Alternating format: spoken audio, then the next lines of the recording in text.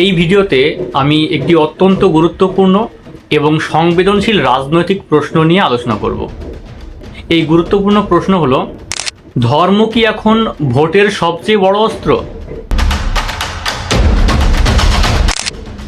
আমরা সকলেই জানি যে ভারত একটা গণতান্ত্রিক এবং ধর্মনিরপেক্ষ রাষ্ট্র।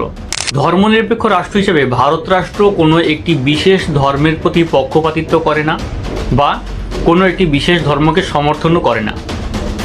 অথচ বাস্তবে আমরা দেখেছি নির্বাচন এলেই বা ভোটের সময় গড়িয়ে এলেই মানুষের ধর্মীয় ভাবাবেগ, মানুষের ধর্মীয় বিশ্বাস বা ধর্মকে প্রত্যেকটা রাজনৈতিক দলই ধর্মীয় বিষয়বস্তুকে রাজনৈতিক আলোচনার কেন্দ্রবিন্দুতে নিয়ে আসে।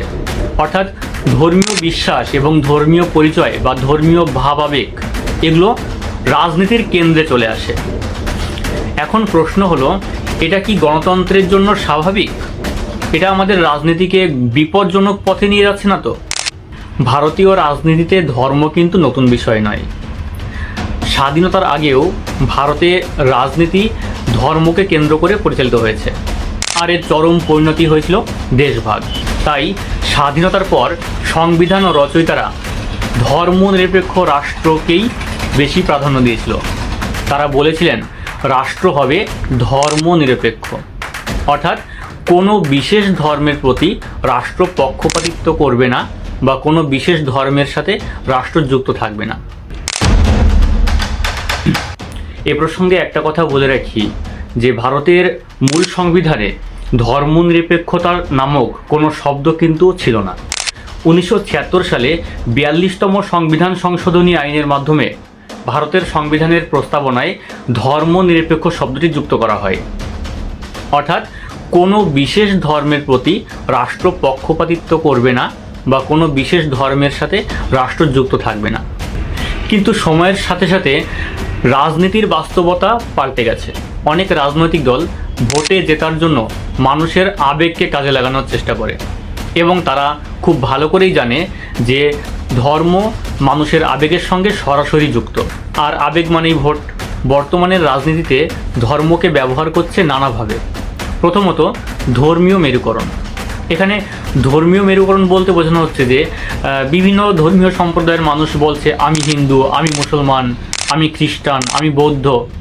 এরকমভাবে রাজনৈতিক দলগুলো খুব সূক্ষ্মভাবে এবং সুচতুরভাবে তারা মানুষের মধ্যে এই ধর্মীয় ভেদাভেদের বিষয়টা ঢুকিয়ে দিচ্ছে। এছাড়াও রাজনীতির যে বাস্তব চিত্র, সেখানে আমরা দেখতে পাচ্ছি মন্দির, মসজিদ বা বিভিন্ন রকম ধর্মীয় অনুষ্ঠান, এই সব কিছুই রাজনৈতিক প্রচারের অংশ হিসেবে উঠে আসছে। ভোট ব্যাংক রাজনীতিতে সংখ্যালঘুদের যে ধর্ম, সেই ধর্মকে তারা হিসাবের বিষয় হিসেবে দেখানোর চেষ্টা করছে। কখনো কখনো কোনো ধর্মীয় গুরুকে বলতে শোনা যায় যে আমাদের ধর্মের বিপদে। ঠিক একই রকমভাবে অন্য ধর্মে যারা বিশ্বাসী তারাও বলতে থাকে যে আমাদের ধর্ম বিপদে। আর এই ভয় থেকেই রাজনৈতিক দলগুলো ভোট আদায় করার চেষ্টা করে। আর এখানেই প্রশ্ন ওঠে, ভোটাররা ভোট দিচ্ছে কিসের ভিত্তিতে? নাগরিক হিসেবে নাকি ধর্মীয় পরিচয়ের ভিত্তিতে? ভারতের সংবিধান বলছে সব নাগরিক সমান এবং ধর্ম হচ্ছে ব্যক্তিগত বিশ্বাসের বিষয়। কিন্তু ধর্ম যখন রাজনৈতিক অস্ত্র হয়ে ওঠে তখন কি হয়? তখন সমাজের শিক্ষা, স্বাস্থ্য, কর্মসংস্থান, উন্নয়ন এই সবগুলি পিছনে পড়ে যায়।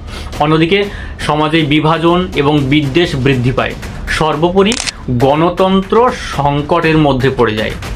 যেহেতু আমাদের দেশ একটি ধর্মনিরপেক্ষ রাষ্ট্র, তাই ধর্মের ভিত্তিতে ভোট চাওয়াটা সংবিধান বিরোধী। কিন্তু বাস্তবে রাজনীতিতে ধর্মের ব্যবহার একদম কমেনি, বরং বেড়েই চলেছে। যে প্রশ্ন দিয়ে এই ভিডিওটি শুরু করেছিলাম, সেই প্রশ্নে ফিরে আসি। ধর্ম কি এখন ভোটের সবচেয়ে বড় অস্ত্র? ভারতের বর্তমান রাজনৈতিক পরিস্থিতি, রাজনৈতিক নেতাদের ধ্যান ধারণা, এই সমস্ত কিছু পর্যবেক্ষণ করার পরে আমাদের স্বাভাবিকভাবে মনে হচ্ছে যে অবশ্যই ধর্ম হচ্ছে রাজনীতির সবচেয়ে বড় অস্ত্র। কিন্তু এটি বাস্তবে হওয়া একেবারেই উচিত নয়। কারণ শক্তিশালী গণতন্ত্র টিকে থাকে কয়েকটি বিষয়ের ওপর।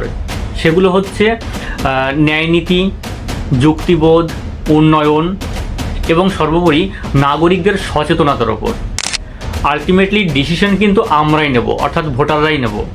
তাই আমরা কি আবেগের দ্বারা তাড়িত হয়ে ভোট দেব, নাকি ন্যায়নীতি ও যুক্তিবোধ দ্বারা পরিচালিত হয়ে ভোট দেব? সিদ্ধান্ত কিন্তু আমাদেরই নিতে হবে। আর এই প্রশ্নটাই আজকে ভারতের সবচেয়ে গুরুত্বপূর্ণ রাজনৈতিক প্রশ্ন। আর শেষ কথা হলো, আপনার মতে ধর্ম এবং রাজনীতির সম্পর্ক কেমন হওয়া উচিত? কমেন্ট বক্সে আপনার মতামত অবশ্যই জানাবেন।